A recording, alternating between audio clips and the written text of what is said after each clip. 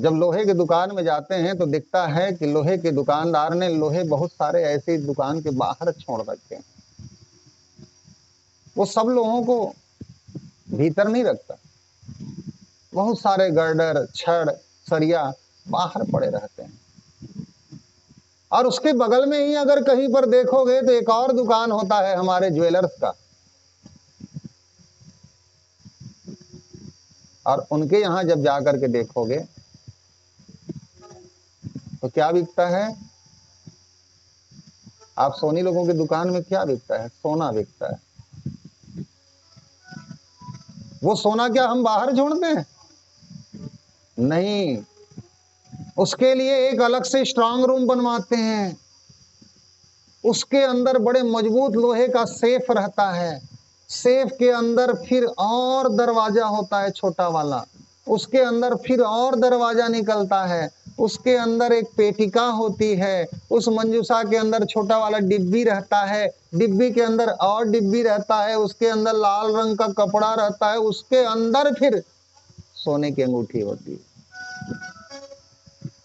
क्योंकि सोनी जानता है, स्वर्णकार जानता है सोने का कीमत क्या होता है, और वो लोहे बेचने वाला को भी पता है कि मेरे लोहे का कीमत क्या है, मैं बाहर भी छोड़ दूं तो कोई दिक्कत नहीं, कोई चुराने वाला नहीं है इसे, क्योंकि ये उतना बेश कीमती नहीं है जितना स्वर्णकार की दुकान में रखा हुआ वो सोने की अंगूठी। उस स्वर्णकार को पता है सोने की अंगूठी की कीमत। तो जितनी हमारी बेटियां हों, आप वही सोना हो, और समाज को पता है बेटियों कि आपकी कीमत क्या है। अगर सोने में थोड़ा सा भी दाग लग जाए ना तो कीमत घट जाती है। इसलिए आप लोहा नहीं हो, घूमने दो लोहे को, सड़कों में पड़े रहते हैं, उसकी चिंता नहीं रहती उस लोहा बेचने वाले को, लेकिन आप तो सोना हो हमारे, इसलिए हमें आपकी फिक्र रहती है, आप हमारी मर्यादा हो। इस बात से बिल्कुल न रूठा करो, चाहे बेटी कितनी प्यारी हो, घर घर में घुमाना ना चाहिए, क्योंकि आप सोना हो, हीरा हो, बहुमूल्य हो, और आपकी कीमत आपके पिता और समाज को है। राम जी ने कहा लक्ष्मण ये सीता नहीं है, ऐसे नहीं चलती मेरी सीता। लक्ष्मण ने कहा आप कैसे बोल सकते हैं? बोले इसका चाल देखो, मुझे तो विश्वास नहीं हो रहा भैया। बोले चलो हम भी परीक्षा ले लेते हैं।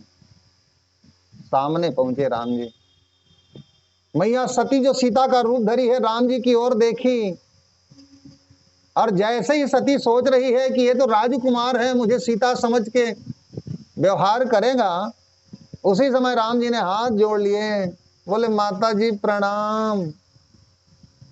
सती बोली ये पगला गए हैं का सीता के वियोग में? हम तो सीता बन के आए हैं, हम ही को प्रणाम कर रहे हैं। तभी प्रभु राम ने दूसरा विस्फोट किया, बोले अभी तो पिताजी भी आपके संग में थे। बोले बाबा वो कहाँ गए? तब सती को समझ में आया अरे हमारी चोरी तो पकड़ी गई, और चुपचाप सती ने सोचा बोले अब खिसक जाने में ही भलाई है, और वहां से तुरंत भागी। जो सारे संसार का परीक्षा लेते हो ऐसे प्रभु का परीक्षा लेने गई है। जब भागी भोलेनाथ के पास पहुंची, भोलेनाथ ने पूछा कहो सती कैसी रही? सती ने कहा नहीं नहीं नहीं बाबा चलो सीधा यहाँ से। जब गुस्से में आती है ना धर्म पत्नियां, थोड़ा व्यवहार उनका बदल जाता है। अब किससे भी गुस्सा उतारे, राम जी पर नहीं, भोलेनाथ है बेचारे। चलो यहाँ से कहाँ ले आए, कोई व्यवस्था नहीं। भोलेनाथ बोले चलो ठीक है चलते हैं। वहां से निकले, लेकिन भोलेनाथ देखे सती ने क्या किया था। त्रिकालदर्शी बाबा ने देखा कि सती जो है सीता का रूप धारण करके राम जी का परीक्षा करने गई थी। अब सती जी में भोले बाबा को सीता का दर्शन होने लगा, और सीता जी अर्थात भोलेनाथ की माँ, सब कुछ। तो अपने धर्म पत्नी में जब माँ का दर्शन होने लगे तो बोले अब ये धर्म पत्नी रहने लायक नहीं। उसी समय मन में विचार कर लिया भोलेनाथ ने कि अब सती का त्याग कर देंगे।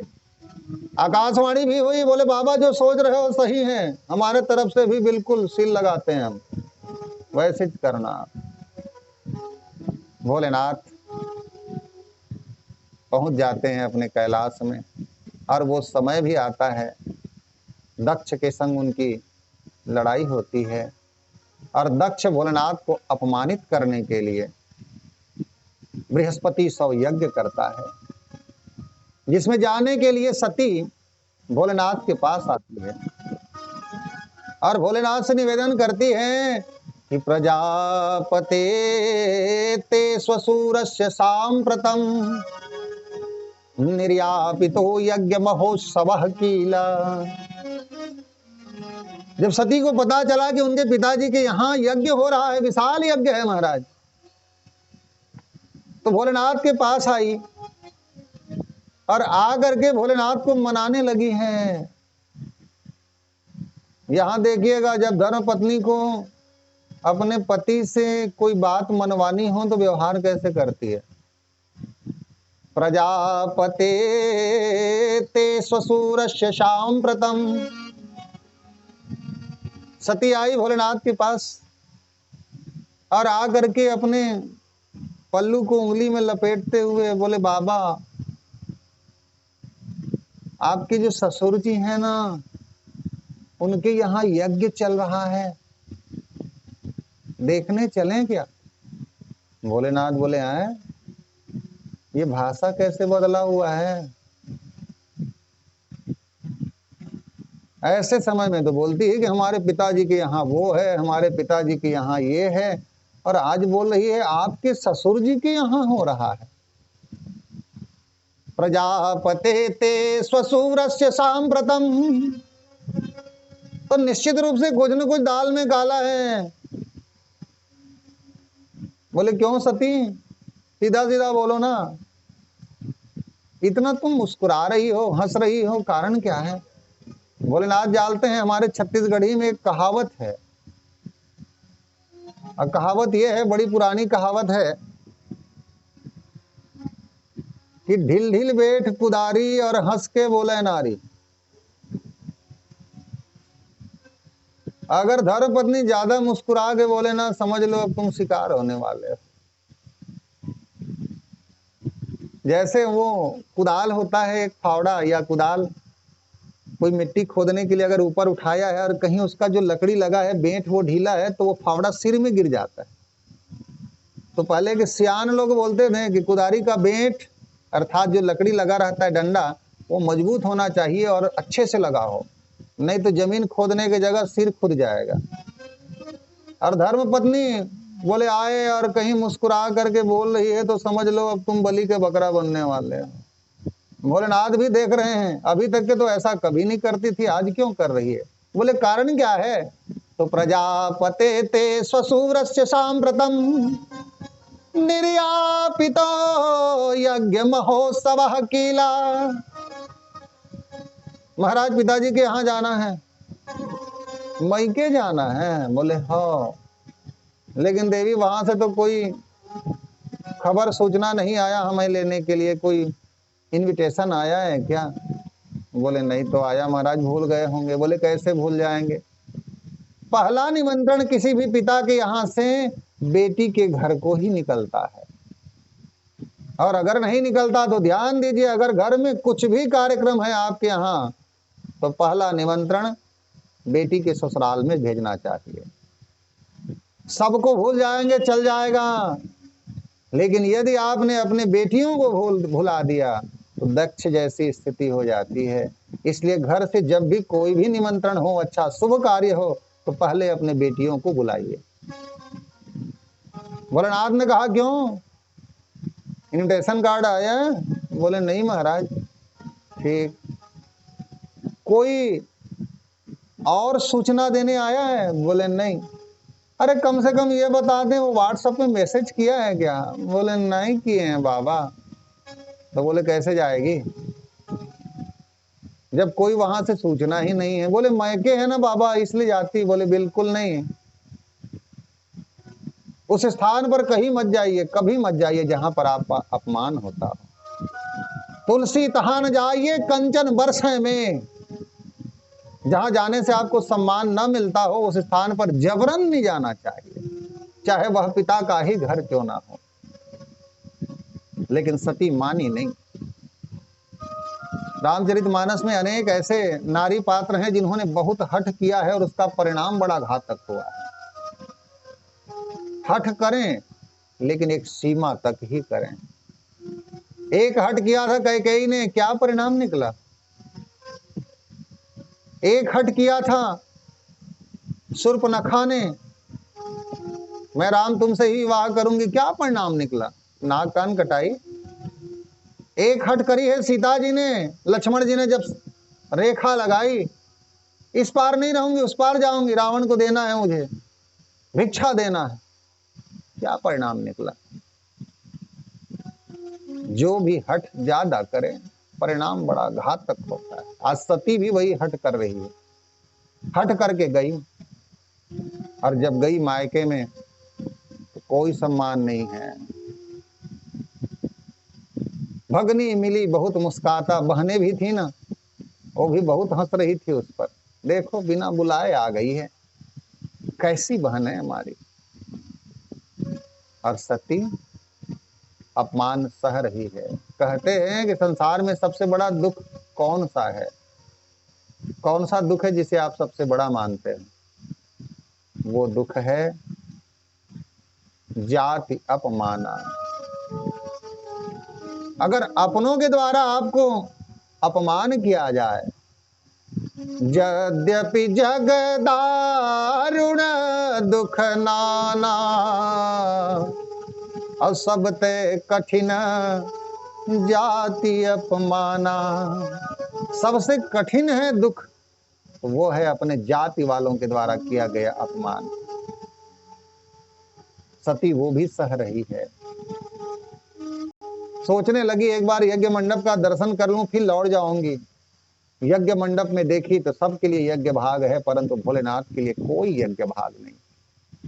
और जब भोलेनाथ के लिए कोई यज्ञ भाग न दिखा, तब सती का क्रोध 7वें आसमान पर है, और उसने अपने पिता को ललकारा। बोले, हे पिता, तुमने शिव जी से विरोध किया, शिव का अर्थ ही कल्याण होता है, ऐसे कल्याणकारी देवता का आपने विरोध किया,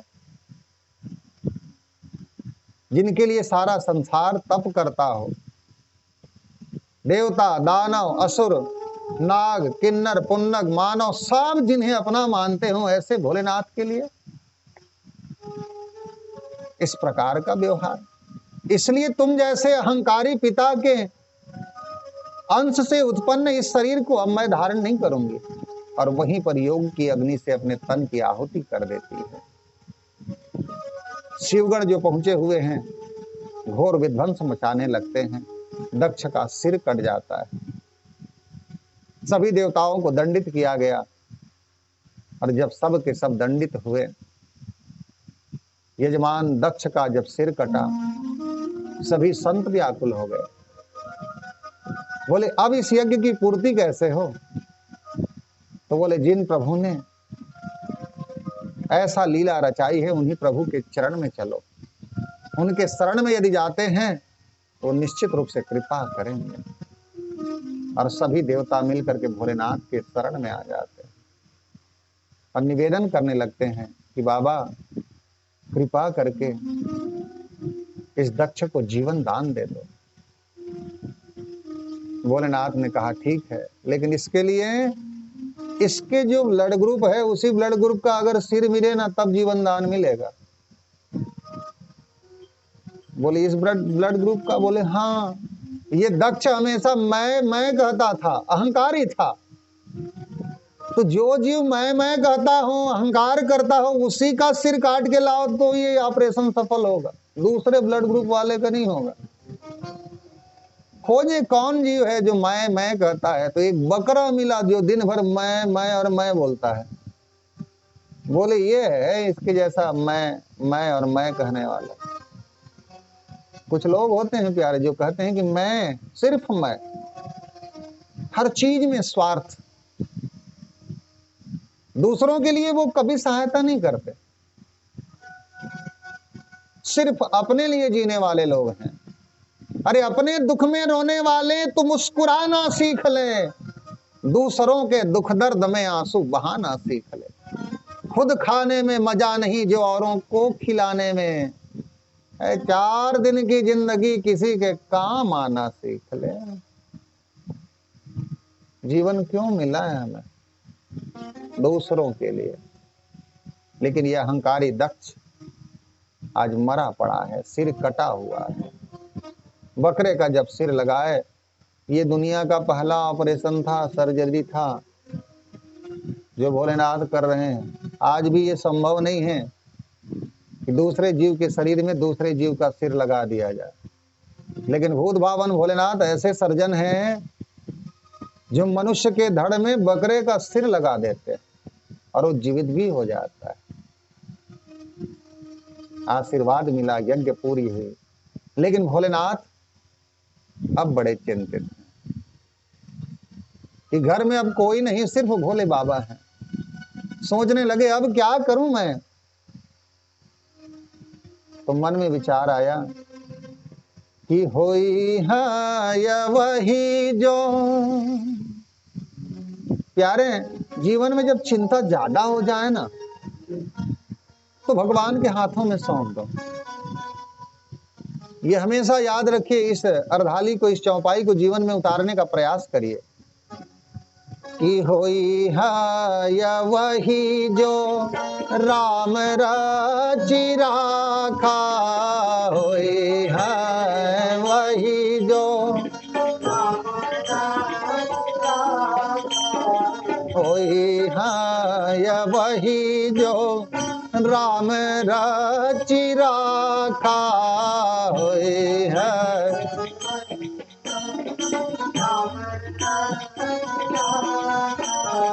को करि तर्क बढ़ावाहु शाखा,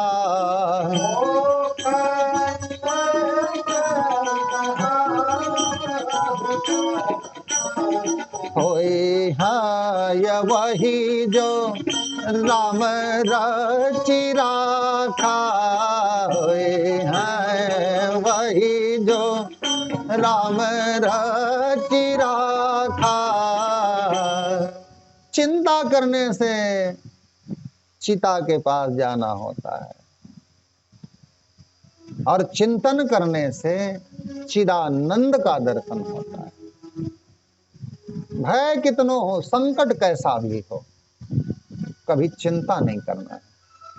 चिंता के स्थान पर हम सबको चिंतन करना है। और जब कोई रास्ता ना दिखे ना, तो इस चौपाई को 3 बार पढ़िए अर्थ सहित कि होई है वही जो राम रचि राखा। वही होना है जो राम जी ने लिख दिया है हमारे लिए। अरे को करि तर्क बढ़ावहु शाखा। क्या इधर उधर पांव पसारना कि ऐसा हो जाएगा तो वैसा होगा, ऐसा होगा तो वैसा होगा। ये अगर तर्क वितर्क में पड़ेंगे तो मन आपका कुंठित होगा, अंदर से आप कमजोर होंगे। और यदि भरोसा अपने ईश्वर पर होगा तो आप अंदर से मजबूत होंगे, क्योंकि ईश्वर आपके अंतःकरण को पोषण देने वाला है। वो आप में आत्मविश्वास कभी कम होने नहीं देता है। पहला विश्वास तो आपको खुद पर है, और अगर हार भी गए ना खुद से, तो दूसरा विश्वास आता है ईश्वर का, जो कभी आपको मानसिक रूप से कमजोर नहीं होने देता। इसलिए हमेशा इस चौपाई को कम से कम जीवन में धारण करिए कि होई है वही जो राम रचि राखा, को करि तर्क बढ़ावहु शाखा। ये सकारात्मक ऊर्जा देता है। भोलेनाथ यही विचार किए, और ये जब विचार किए भोलेनाथ, तो अब भोले बाबा यहाँ वहां जाने आने लगे, घूमने लगे। जहां भी राम जी के नाम का दर्शन सुनाई देता ना, नाम सुनाई देता, जय घोष सुनाई देता, भोलेनाथ वहीं पहुंच जाते। जपहि सदा रघुनायक नामा। राम जी का नाम निरंतर जपते रहते भोले बाबा, और जब स्मरण करते रहते तो जहां भी भोलेनाथ को प्रभु श्री राम के नाम का दर्शन होता, वही भोले बाबा चले जाते थे। एक बार की बात है, भोलेनाथ जब चले जा रहे हैं, अचानक उनके कानों में एक शब्द सुनाई पड़ी कि राम नाम सत्य है। और जैसे ही राम नाम सत्य है का आवाज उनके कानों में सुनाई पड़ी है, भोलेनाथ विचार करते हैं कि ये तो सब राम के भक्त लगते हैं, सभी राम भक्ति करने वाले लग रहे हैं, इसलिए मुझे इनके पास जाना चाहिए। जाकर के देखे भोलेनाथ तो एक मुर्दे को उठा करके उसके परिवार वाले ले जा रहे थे स्मशान की ओर। भोलेनाथ ने देखा जब ले जा रहे हैं स्मशान की ओर, और आवाज क्या लगा रहे हैं, राम नाम सत्य है। अरे घबराओ नहीं, बोलो ना राम नाम। इतना इस शब्द से घबराते क्यों? दूसरे घबराएं जो राम को नहीं जानते, राम को नहीं मानते, हम क्यों घबराएं? भोलेनाथ के कानों में फिर आवाज पड़ी, किसी ने आवाज लगाई, राम नाम सत्य। भोलेनाथ बोले ये तो मेरे पार्टी के लगते हैं, क्योंकि मैं भी राम नामी पार्टी का हूं, राम जी के ही आधार से मेरा जीवन चल रहा है, और ये भी किसी आदमी को ले जा रहे हैं तो आवाज क्या लगा रहे हैं, राम नाम सत्य है। जब भोलेनाथ की आवाज सुने पीछे पीछे लग जाते हैं। देखा क्या भोलेनाथ ने, एक व्यक्ति जो मरा पड़ा है उसे अर्थी में लिटा करके सब जा रहे हैं, पीछे पीछे लोग जा रहे हैं, सामने सामने अर्थी जा रही है। ये आदमी कितना स्वार्थी है ये देखना आप। संकट का समय आता है ना तो पीछे रहता है। जब भी आप किसी के अंतिम संस्कार में जाएंगे ना, शव यात्रा में, तो मुर्दा सामने रहता है, लोग पीछे रहते हैं। और वही आनंद का विषय रहेगा, शादी ना तो बारात में देखना लोग सामने रहते हैं, बेचारा जिसका शादी हो रहा है वो सबसे लास्ट में रहता है, पीछे रहती है उसकी गाड़ी। तो आनंद में सब आपके सामने हो जाएंगे, मुझे भी आनंद लेना है, मुझे भी आनंद लेना है, लेकिन दुख के समय में कोई भी सामने आपके नहीं जाता। दूसरी चीज, आप जितने भी यात्रा करते हैं ना, वो तीर्थ गए, ये तीर्थ गए, यहाँ गए, वहां गए, ये सभी यात्राएं आपके 99 हैं, पूरा नहीं होता 100। जितनी यात्रा करते हो सब 99 हैं। 100 तब पूरा होता है जब 100 यात्रा होती है, वही अंतिम यात्रा कहलाता है। इसलिए 100 यात्रा का अर्थ है अंतिम यात्रा। जितने यात्रा किए सब 99, और उसके चक्कर में आप भाग रहे हो। 100 यात्रा जो होता है ना, आखिरी यात्रा, उससे बच जाऊं के चक्कर में सारे यात्राएं, कभी हॉस्पिटल के लिए, कभी यहाँ के लिए, कभी वहां के लिए भाग रहे हो कि मेरा 100 यात्रा पूरा मत हो, परंतु सबका पूरा होना है। आज तक कोई बचा नहीं, सबका पूरा होना है, और भागता सारा संसार है। जो यात्रा पूरी होनी है उसे तो होनी ही है प्यारे। जब व्यक्ति इस यात्रा के लिए तैयार नहीं होता तो विधाता स्वयं तैयार कर देता है। भोलेनाथ ने देखा सब इस यात्रा में जा रहे हैं, लेकिन सब राम जी का नाम ले रहे हैं और सब जयकारा लगा रहे हैं कि राम नाम सत्य है। भोले बाबा उनके पीछे पीछे हो लिए और सुनते जा रहे हैं प्रभु के नाम को। जैसे ही उस मुर्दे को चिता में लिटाए, उसमें आग लगाई, लोगों ने राम जी का नाम लेना छोड़ दिया। भोलेनाथ सोच रहे हैं अब फिर इन लोग राम नाम का जप करेंगे, लेकिन नहीं, कोई राम नाम का जप नहीं कर रहा, सब काम धाम का जप कर रहे हैं। एक दूसरे से पूछ रहे हैं हाल चाल, लेकिन राम का नाम कोई नहीं ले रहा। और जब राम का नाम कोई नहीं ले रहा तो भोलेनाथ सोचते हैं कि अब राम नाम लेंगे, अब राम नाम लेंगे। लेकिन जैसे ही आग लगाई चिता पर, राम नाम लेना सबने छोड़ दिया। भोलेनाथ आशा लगाए, उनके पीछे पीछे उनके घर तक आए फिर भी किसी ने एक बार भी राम जी का जयकारा नहीं लगाया कि राम नाम सत्य है।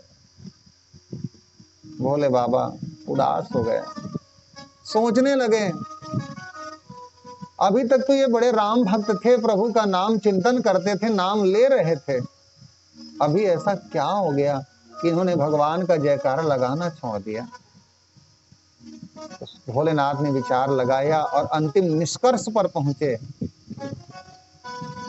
कि जब कोई नेता आता है ना तो जयकारा तभी तक लगता है जब तक नेता उसके संग में रहता है, और जैसे ही नेता हेलीकॉप्टर में उड़ा ना, जयकारा और झंडा डंडा सब गायब हो जाता है। तो बोले इनका नेता कौन था जो इनको हमेशा और पूरे यात्रा भर जयकारा लगवा रहा था? तो बोले जितने लोग गए हैं उतने तो वापस आए हैं, एक ही नहीं आया है। कौन? बोले वो मुर्दा भर नहीं आया है, बाकी सब वापस आए। तो बोले इनका नेता कौन था जो नारा लगवा रहा था राम नाम का? बोले जो मुर्दा इनके सिर पर कंधे पर बैठा था वही इनका नेता था, वो जब तक था लोग राम नाम का जयकारा लगा रहे थे। इसलिए ऐसे व्यक्ति को तो मेरा एक निश्चित रूप से आनंद लेने का तो कुछ तो विषय बनता है। और जब ऐसा देखा उन्होंने तो भोलेनाथ पहुंच गए हैं स्मशान घाट, और स्मशान पहुंच करके उस चिता स्थल पर जाते हैं जहां पर उस व्यक्ति को, उस मुर्दे को जलाया गया था। और वहां जब पहुंचे तो देखा कि वो तो जल करके भस्म बन गया है, राख बन गया है। और जब जल करके राख बने उस मुर्दे को देखा तो भोलेनाथ को बड़ी क्षुब्धता आई। बोले यही वो नेता था, यही वो व्यक्ति था जिसने सबको राम नाम उच्चारण करने पर विवश किया है। इसलिए भोले बाबा उस चिता के भस्म को अपने शरीर पर लगाने लगे। विचार करो, हम कहते हैं ना ओ घड़ के वासी कैलासी,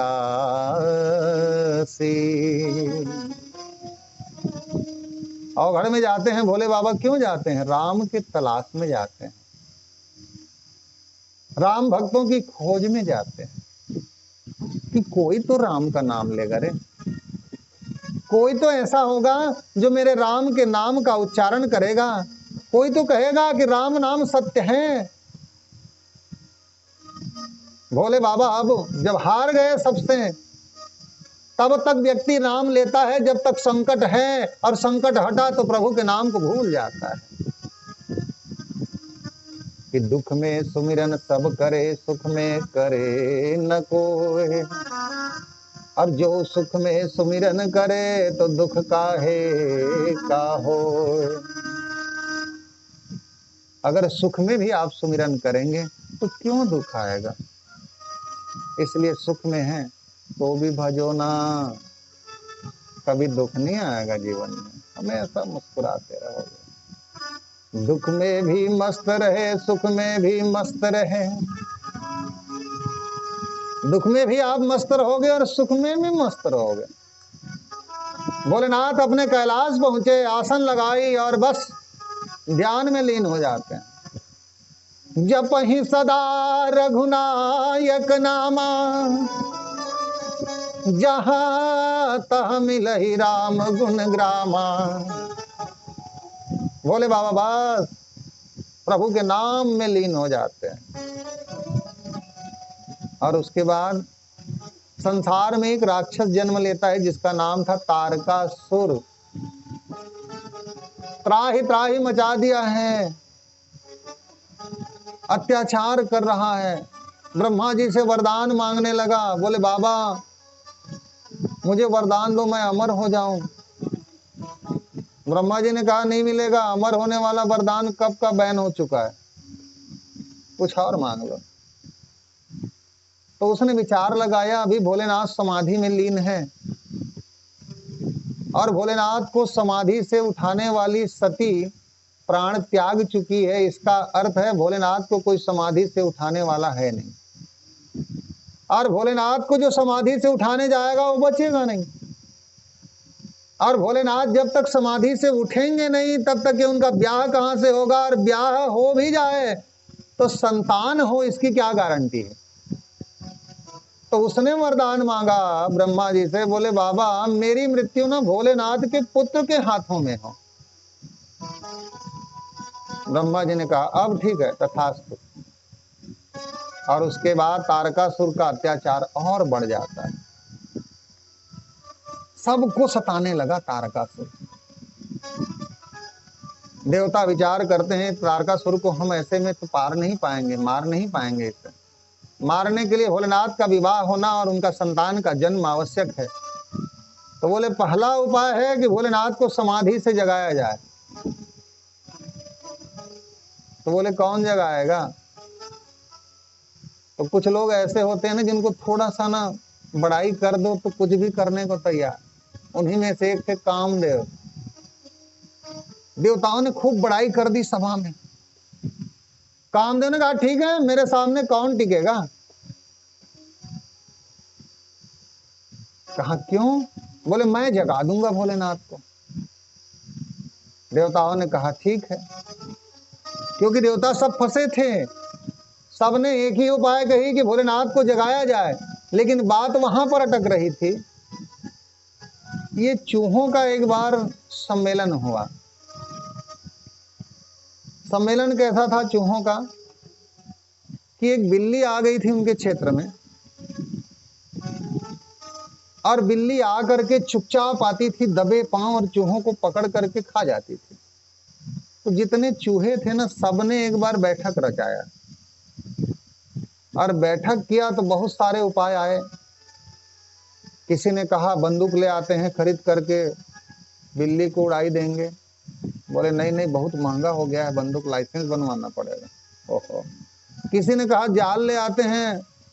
बोले वो भी ठीक नहीं है। किसी ने कहा अपने ही आदमी को मार्शल आर्ट सिखा के ले आते हैं, वो लड़ेगा। बोले नहीं नहीं नहीं नहीं, उसके लिए कौन जाएगा। एक बुजुर्ग थे, अब कुछ ज्यादा पढ़े लिखे थे, उन्होंने कहा मेरे पास एकदम सस्ता सुलभ टिकाऊ वाला उपाय है। बोले क्या उपाय है। बोले मुश्किल से 30-40 रुपया का खर्चा है उसमें। बोले हाँ। बोले हाँ। बोले बताओ फिर। तो कहा हम लोग पकड़ाते कैसे हैं। तभी पकड़ाते हैं जब हमको पता नहीं चलता कि बिल्ली आ रही है, और यदि पता चल जाए कि बिल्ली आ रही है चुपके चुपके, तो हम लोग बिल में घुस जाएंगे और प्राण बचा लेंगे। लोगों ने कहा हाँ वो तो सही है। तो कैसे पता चलेगा। बोले सस्ता उपाय है। कौन सा। बोले बाजार से एक घंटी ले आओ और उस घंटी को बिल्ली के गले में बांध देंगे, और वो जैसे ही चलना शुरू करेगी घंटी की आवाज हमारे कानों में पड़ेगी और हम सब चुपचाप बिल में घुस जाएंगे। जितने चूहे थे सबने ताली बजा दी। बोले वाह भाई बहुत होशियार हो। यहां तक तो ठीक था, लेकिन समस्या यहां आई कि घंटी बांधने बिल्ली के पास जाएगा कौन। उपाय तो बढ़िया है। तो 1000 भर चूहे थे, कोई तैयार नहीं। बोले मैं जाऊंगा। कहीं नाश्ता कर दी तो नहीं बांध पाए, और बिल्ली के पास जाएगा कौन। उपाय बहुत बढ़िया है, लेकिन जाएगा कौन। यहाँ भी उपाय बढ़िया है देवताओं के लिए कि भोलेनाथ को जगाया जाए, फिर विवाह कराया जाए, और उनके पुत्र के उत्पत्ति के बाद उनसे तारकासुर का वध कराया जाए। लेकिन प्रश्न यही है कि भोलेनाथ को जगाने जाएगा कौन। कामदेव बोला मैं तो हाँ बोला हूं तो मैं जाऊंगा भाई। बोले ठीक। कामदेव चले भोलेनाथ को जगाने के लिए। जैसे ही कैलाश के पास पहुंचे, मन हिलने लगा प्यारे, मन में भय आ जाता है। चलत मारे अब कामदेव सोचने लगा अगर वापस जाता हूं तो लोग मुझे उलाहना देंगे कि बड़े सभा में बोल के गए थे, मैं काम करके आऊंगा, भोलेनाथ को जगाऊंगा। तो कामदेव को अब लौटते भी नहीं बन रहा, और देख रहा है सामने मृत्यु निश्चित है। फिर भी पहुंचता है, जाकर के देखता है भोलेनाथ बस ध्यान में लीन हैं और मेरे राम का नाम गा रहे हैं। रघुपति राघव राजा राम, पतित पावन सीताराम।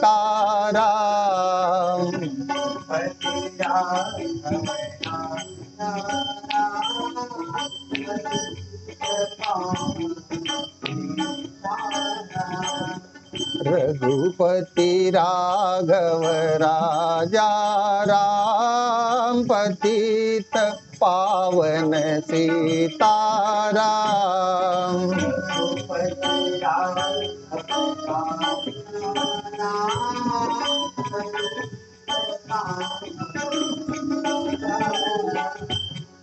सीताराम सीताराम,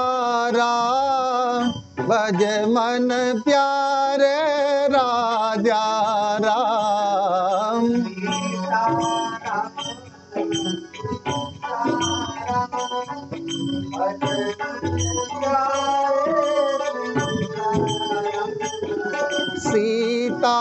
सीताराम सीताराम, भज मन प्यारे राजा राम।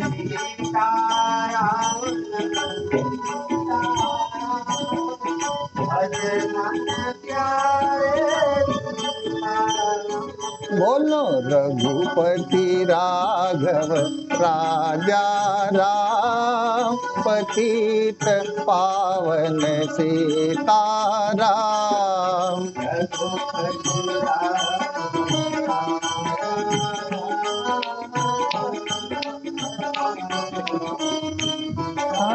राम। क्या कुछ लोग देख रहा हूं मैं, एक बार बोलिए आप सब। रघुपति राघव राजा राम, पति क्या पति, और एक बार पति तो पावन। यही तो गड़बड़ हो रहा है भैया, लोगों के दुबलाने का कारण यही है।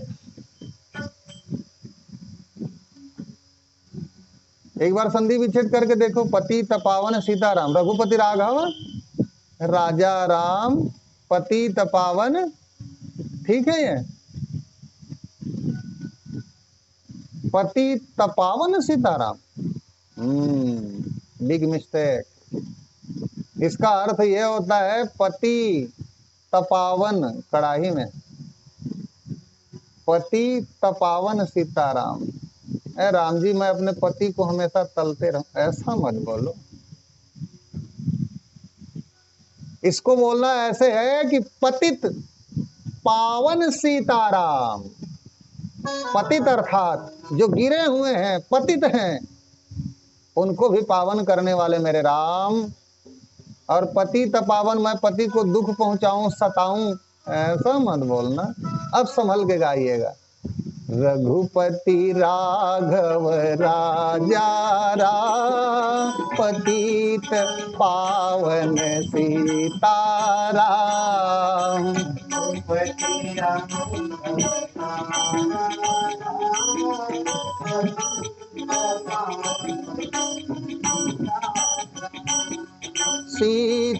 सीताराम सीताराम, भज मन प्यारे राजा राम।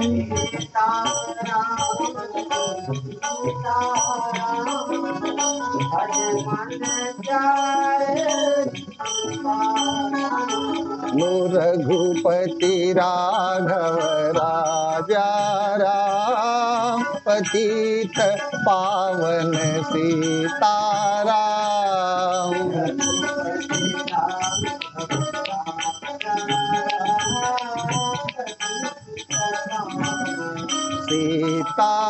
सीताराम। तो रघुपति राघव राजा राम, पतित पावन सीताराम। पतित पावन नहीं बोलना है, नहीं तो बेचारे भैया लोगों को कितना चिंता हो जाता है। हाय रे, अब देखो कितना खिले खिले लग रहे हैं सब भैया लोग। अच्छा बढ़िया मंत्र दिए गुरुजी करके। हाँ, तो भोले बाबा राम जी का जप करते बैठे हैं और उसी समय कामदेव जी महाराज वहां पहुंचे। सुमन चाप सर संधाने, अतिरिसता की श्रवण लगी काने। फूलों का बाण, फूलों का धनुष कामदेव ने मंत्र शक्ति से अभिषिक्त किया और भोलेनाथ के हृदय माझ सरतानी, हृदय में वो बाण चला दी, जहां पर उनके हृदय में राम जी रहा करते हैं। उस हृदय में जब बाण लगे तो भोले बाबा का ध्यान टूटा। देखने लगे भोले बाबा, मेरे और मेरे आराध्य श्री राम के बीच में एक कौन आ गया, कौन है जो मुझे राम से अलग करना चाहता है। और निहारे, भोलेनाथ ने आंखें खोली, सामने देखा कोई दिख नहीं रहा। और जब खोजे थे तरु पल्लव, जब देखा बोले आम के वृक्ष के पत्तों के बीच में है।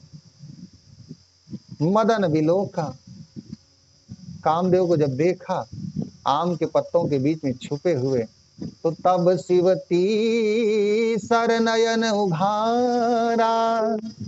तीसरा नेत्र खोले, और तीसरे नेत्र जब खोले तब क्या हुआ। भगवान के भोलेनाथ के तीसरे नेत्र के बारे में तो आप सबको पता है। जटाटवी गलज्वला प्रवाह पावित स्थले गले लंबे लंबिताम भुजंग तुंग मालिकाम। माथे में क्या है उनका, धगत धगत धगत ज्वल ललाट पट्ट पावक किशोर चंद्र शेखर रति प्रतिक्षणम ममा। अग्नि जिनके माथे में नेत्र में प्रकट हो जाती है, और उस अग्नि से कामदेव जरी छारा भस्म बन करके नीचे गिर जाता है। भोलेनाथ कामदेव को भस्म करते हैं। देवी रति आती है और देवी रति आकर के भोले बाबा के चरणों में गिर जाती है। बोले बाबा आपने क्या कर दिया, ये तो जगत के कल्याण के लिए आपके पास आए थे और आपने उन्हें भस्म कर दी। बाबा होम करते हाथ जले, परोपकार करते अपयश मिले, यही हुआ है ना मेरे पति के संग बाबा। बोले इसने कहाँ परोपकार किया, इसने तो मुझे राम से अलग करने का प्रयास किया है। बोले नहीं बाबा, ये तो सिर्फ आपको जगाने आए थे तारकासुर के वध के लिए, और आपने इनका ही वध कर दिया, हत्या कर दी बाबा। अब मैं कैसे जीऊंगी, देवी रति कैसे जिएगी संसार में अगर पति ही ना हो। तो भोलेनाथ ने उन्हें वरदान दिया कि जब भगवान कृष्ण का अवतार होगा, कि जब जदुवंश कृष्ण अवतारा, जब जदुवंश कृष्ण अवतारा, हो या ही हरण महामाही भारा।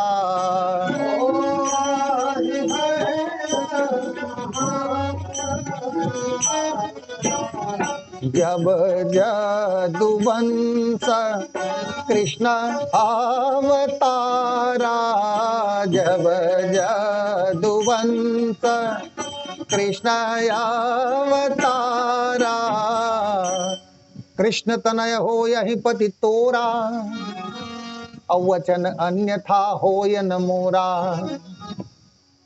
जो भगवान कृष्ण के पति होंगे प्रद्युम्न, वही तुम्हारे पति हैं, कामदेव होंगे भगवान कृष्ण के पुत्र, वो तुम्हारे पति ही वहां पर अवतार लेंगे प्रद्युम्न के रूप में देवी, और कामदेव को तब शरीर मिलेगा। इधर भोलेनाथ जागे, और जब जागे भोले बाबा, तो राम जी महाराज ने कहा बोले बाबा अब ब्याह कर लो। भोलेनाथ ने कहा महाराज मन नहीं है, और फिर हमारे लायक कन्या कहाँ से। बोले है ना एक कन्या। बोले कौन। शैलजही, वो पार्वती है, राजा शैल की बेटी, हिमवंत की बेटी, हिमांचल राजा की पुत्री। बोले अच्छा उनसे भी विवाह कर लें। बोले हाँ। कहा ठीक है। भगवान को वचन तो दिया, लेकिन सप्तऋषियों को बुलाया और कही प्रेम परीक्षा ले, जाओ तुम सब पार्वती का परीक्षा लेकर के आओ। अब यहां प्रश्न यह आता है कि जब भोलेनाथ को राम जी ने कह दिया कि पार्वती सब प्रकार से आपके योग्य है, तो भोलेनाथ ने परीक्षा क्यों लिया? जब भगवान कह दिए कि आपके लायक है महाराज, बड़ी गुणवती कन्या है, विवाह कर लो, तो क्या भगवान भोलेनाथ राम जी पर विश्वास नहीं करते? कहा करते हैं, लेकिन उनको पता है। क्या पता है? कि हमारे प्रभु में एक कमी है। भगवान में सब गुण हैं, एक गुण नहीं है। सब में अवगुण रहता है, हमारे राम में भी एक अवगुण है। कौन सा अवगुण है पता है? जो हनुमान जी ने बताया कि प्रणत पाल रघुवंश मणि, करुणा सिंधु खरारी, गए शरण प्रभु राखी हैं, सब अपराध विसारी। भगवान में सब गुण हैं, सब प्रकार से भली भांति भरे हैं, लेकिन एक कमी है प्रभु में, वो है वो अपने भक्तों के अवगुण को देख नहीं पाते हैं। सिर्फ उन्हें लोगों का गुण दिखाई देता है। हमें जो कमी है, हमारे जो पाप कर्म है, वो प्रभु कभी गिनते नहीं है, अन्यथा किसी का उद्धार नहीं होता। हमने जीवन में इतने पाप कर्म किए हैं, इतने अपराध होते हैं कि कोई भी व्यक्ति का उद्धार संभव नहीं था। लेकिन हमारे प्रभु आंख बंद कर लेते हैं, अरे कोई भी अवगुण किया हो, शरण में आ तो गया। हमारे राम में ये कमी है। भोलेनाथ जानते हैं कि वो लोगों के केवल अच्छाई देखते हैं, बुराई नहीं देखते। आज मुझे लड़की तो बता दिए, कन्या तो बता दिए कि मैं पार्वती से ब्याह करूं, बड़ी अच्छी है, तुम्हारे योग्य है, लेकिन इनको तो बुराई दिखता ही नहीं, तो कैसे नहीं बोलेंगे अच्छे हैं करके? बुराई तो इनको दिखता ही नहीं, और जीवन भर भोगना मुझे पड़ेगा। इसलिए भोलेनाथ बोले जितने सप्तऋषि हो आप लोग जाओ और जा करके प्रेम परीक्षा ले, तुम सब जाओ और जा करके प्रेम परीक्षा लो। कहा ठीक है महाराज। सभी गए, प्रेम परीक्षा लिए, और जब प्रेम परीक्षा लिए और पार्वती जी पास हो गई, तब भोलेनाथ के लिए विवाह का तैयारी हुआ। भोलेनाथ आज वर बने। अब वर भी बने तो श्रृंगार किसका? आजकल के वर जब बनते हैं या शादी होने वाली रहती है तो नाना प्रकार के श्रृंगार के आइटम, लेकिन भोलेनाथ भूत प्रेत सब आए हैं सजाने के लिए। लोगों ने कहा ऐसा करते हैं ब्यूटी पार्लर वाले को बुला लें क्या? ब्यूटी पार्लर वाले भी जाने को तैयार नहीं। बोले कौन जाए भूत प्रेत के सामने में? उल्टा बैगा बुलाने लगे, बोले भूत प्रेत लेने आए हैं, नहीं जाएंगे हम लोग। भोलेनाथ देखे, बोले ना क्यों? बोले नहीं बाबा।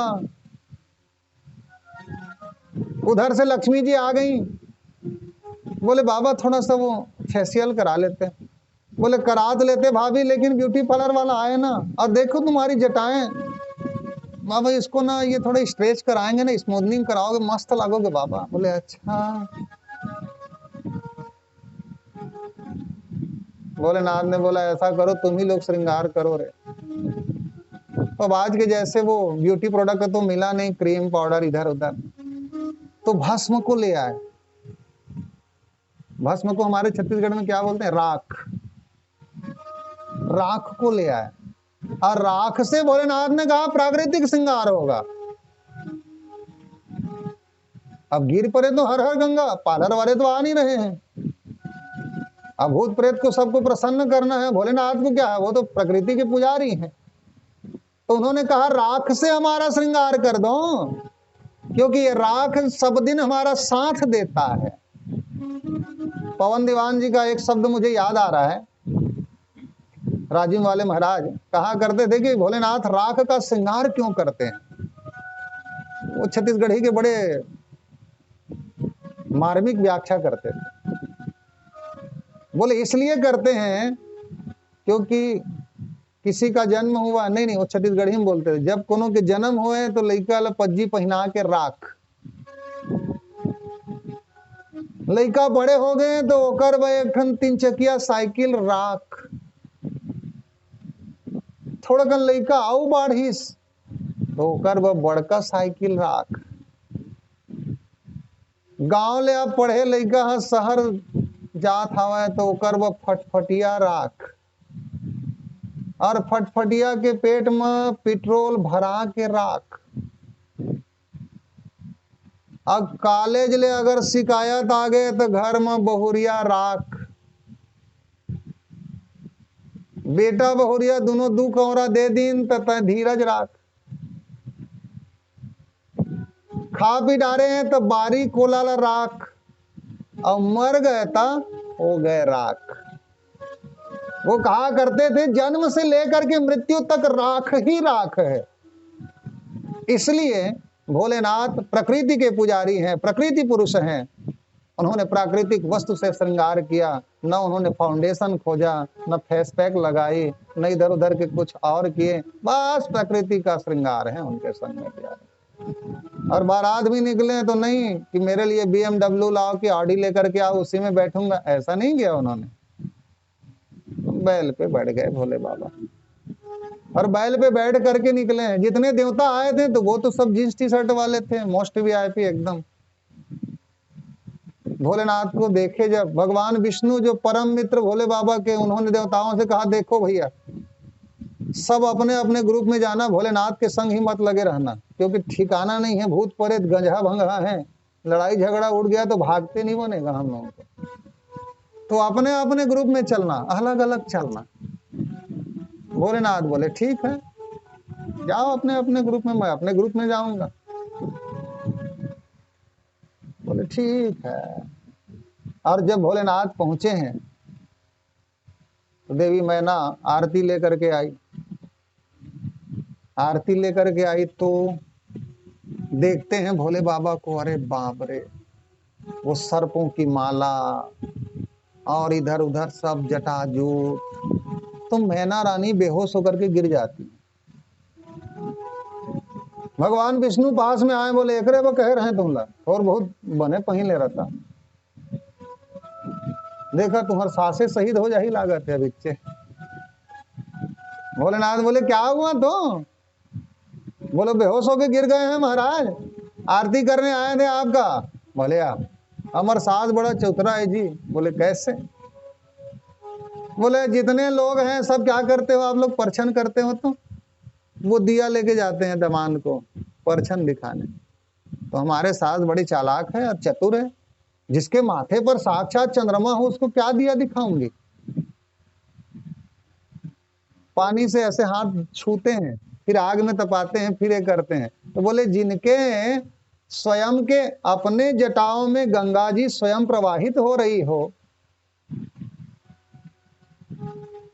ऐसे भोलेनाथ को क्या कोई जल से ऐसे तर्पण करेगी?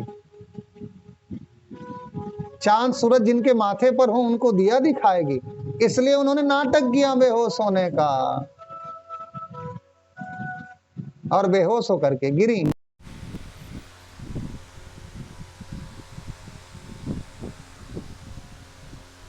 रिकनेक्टिंग कनेक्टिंग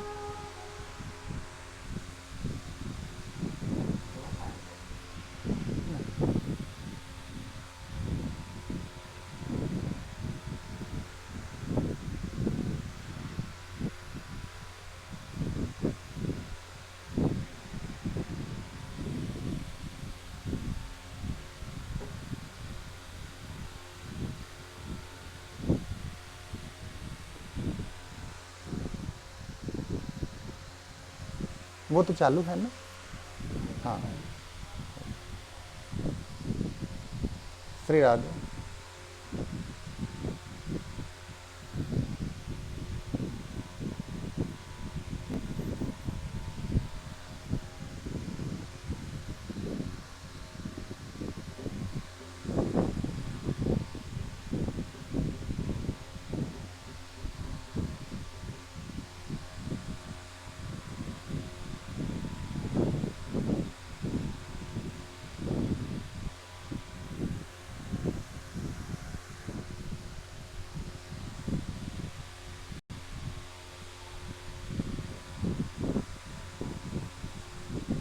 आरती शिव शंकर।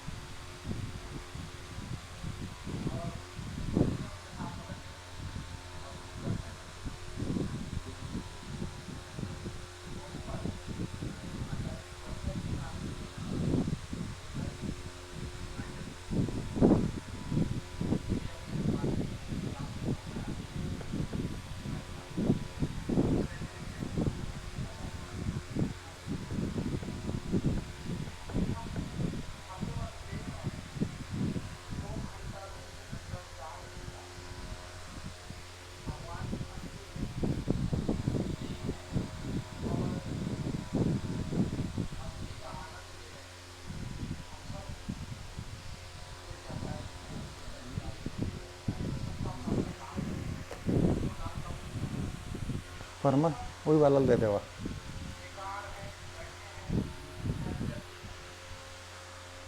मैं नहीं जोड़ पा था।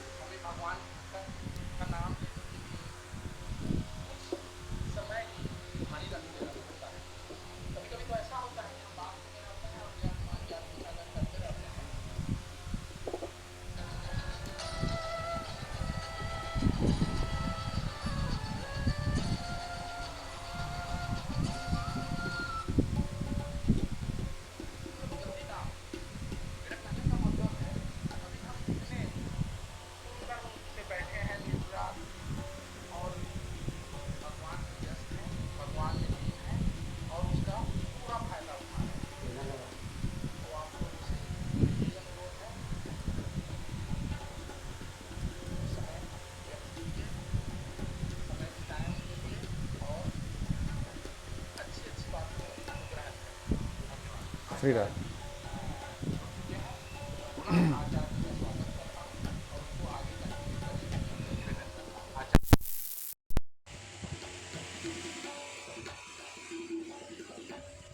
श्री राधे। बोलो भोलेनाथ भगवान की जय।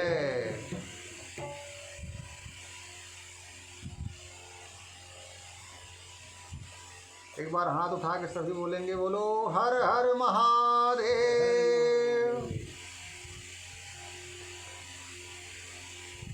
श्री राधे। श्री राधे।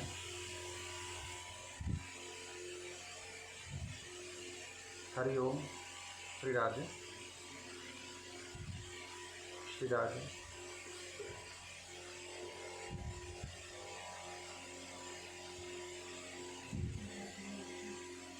श्री राधे।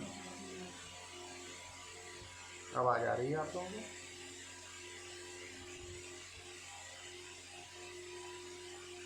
श्री राधे।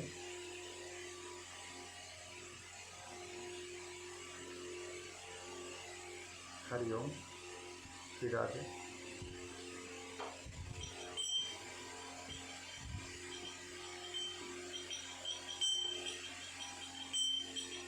श्री राधे। श्री राधे। हाँ जी, आवाज आई?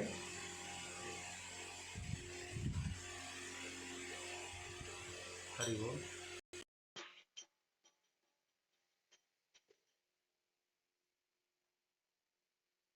श्री राधे।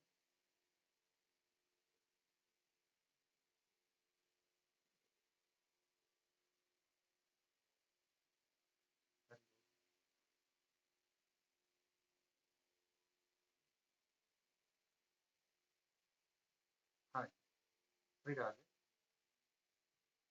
हरि बोल। हाँ जी, बोलो शंकर जी महाराज की जय। तो प्यारे भक्तजन, आप सबने सुना कि भोलेनाथ का जब बारात सामने पहुंचा है। आवाज आ रही है आपको?